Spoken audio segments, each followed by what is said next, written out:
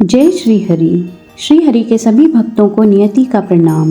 जिस तरह से पति की लंबी आयु और अखंड सौभाग्य के लिए करवा चौथ का निर्जला व्रत रखा जाता है, वैसे ही संतान के दीर्घायु और खुशहाल जीवन के लिए अहोई अष्टमी का निर्जला व्रत किया जाता है। करवा चौथ पर चांद को अर्घ देने के बाद व्रत तोड़ा जाता है। वहीं अहोई अष्टमी के व्रत में शाम को तारों के दर्शन और अर्घ देने के बाद व्रत खोला जाता है। मान्यताओं के अनुसार अहोई अष्टमी के दिन अनगिनत तारों के दर्शन और पूजन से कुल में अनगिनत संतान होती हैं। इस व्रत में माताएं पूजा अर्चना के दौरान आकाश में जैसे तारे चमकते हैं, वैसे ही घर में जन्म लेने वाले बच्चों के उज्जवल और सुखद भविष्य की कामना करती हैं। अहोई अष्टमी के व्रत में तारों को अर्घ देना बहुत ज़रूरी समझा जाता है और ऐसा माना जाता है कि इसके बिना व्रत का संपूर्ण फल नहीं मिलता है। अहोई अष्टमी के व्रत में स्याही माता और अहोई माता की पूजा की जाती है और स्याहू माता की कहानी भी सुनी जाती है। तो चलिए शुरू करते हैं अहोई अष्टमी की कहानी। प्राचीन समय में एक नगर में एक साहूकार रहता था। उसका भरा पूरा परिवार था। 7 बेटे, 7 बहुएं और एक बेटी भी थी। दीपावली के कुछ दिन पहले उसकी बेटी अपनी भाभीयों के संग घर की लिपाई के लिए जंगल से साफ मिट्टी लेने गई। जंगल में मिट्टी निकालते वक्त खुरपी से एक स्याहू का बच्चा उससे मर गया। इस घटना से स्याहू माता बहुत दुखी और क्रोधित हुई और उसने साहूकार की बेटी को कभी भी मां न बनने का श्राप दे दिया। साहूकार की बेटी इस श्राप से बहुत दुखी हो गई। उसने अपनी भाभीयों से कहा कि आप सभी इस बात के साक्षी हो कि मैंने यह अपराध जानबूझकर नहीं किया। यह गलती से हुआ है और इसमें आप सभी मेरे साथ थे। तो इस श्राप को आप लोगों में से कोई भी एक मुझसे बदल दे। साहूकार की 6 बहुओं ने इस श्राप को लेने से मना कर दिया, परंतु उसकी जो छोटी भाभी थी वो बहुत ही दयालु और धार्मिक प्रवृत्ति की थी।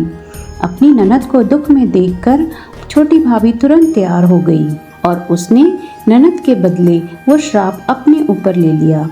उस श्राप के दुष्प्रभाव से उसकी संतान केवल 7 दिन ही जिंदा रहती थी।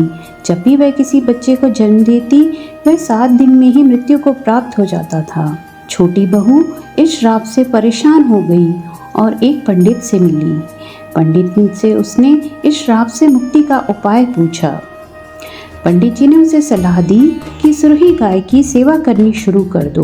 उनकी सेवा से प्रसन्न होकर ही स्याहू माता के श्राप से मुक्ति पाई जा सकती है, क्योंकि सुरही गाय और स्याहू माता पक्की सहेलियां हैं। पंडित जी की सलाह पर उसने सुरही गाय की सेवा करनी शुरू करी। उसकी सेवा से सुरही गाय माता प्रसन्न हुई और उसे विश्वास दिलाया कि वो स्याहू माता के श्राप से उसकी मुक्ति कराएंगी। सुरही माता का आशीर्वाद लेकर छोटी बहू दूर स्याहू माता के निवास को चल पड़ी। रास्ते में थक कर वो एक जंगल में विश्राम करने लगी। वहीं पर उसने देखा कि एक गरुड़ पक्षी के बच्चे को एक सांप मारने ही वाला होता है। साहूकार की छोटी बहू, जो कि पहले से ही बहुत दयालु और धार्मिक थी, उसने एक डंडा उठाकर सांप को मारा और गरुड़ पक्षी के बच्चे की रक्षा करी। तब तक गरुड़ पक्षी की माँ वहाँ आ जाती है और उस छोटी बहू की दुख भरी कहानी सुनने के बाद उसे उस पर बहुत दया आ जाती है। वो कहती है कि स्याहू माता यहाँ से बहुत दूर रहती हैं और वहाँ तुम पैदल अकेले नहीं जा पाओगी। आओ, मैं तुम्हें अपने पंखों पर बिठाकर स्याहू माता के पास ले चलती हूँ।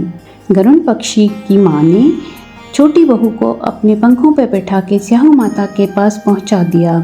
स्याहू माता जब साहूकार की छोटी बहू की परोपकार और सेवा भाव की बातें सुनती हैं तो प्रसन्न हो जाती हैं।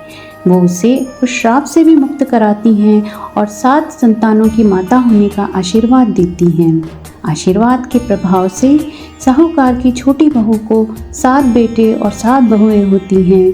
उसका परिवार खूब बड़ा और भरा पूरा होता है और वो उनके संग सुखी जीवन व्यतीत करती है। हे स्याहू माता, हे अहोई माता, जैसे आपने साहूकार की बहू के हर श्राप को काटा, वैसे ही हमारे भी रास्ते में आने वाले हर विघ्न बाधाओं को काटना। हमारी संतान को सुखी, संस्कारी, संपन्न और स्वस्थ रखना, चिरायु रखना।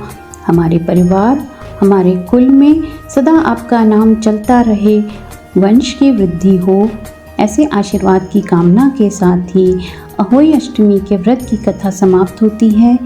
और इसके साथ ही मेरी ये कामना है कि स्याहू माता और अहोई माता की कृपा सभी सुनने वालों पर, सभी कहने वालों पर और सभी व्रतियों पर एक समान रूप से बनी रहे।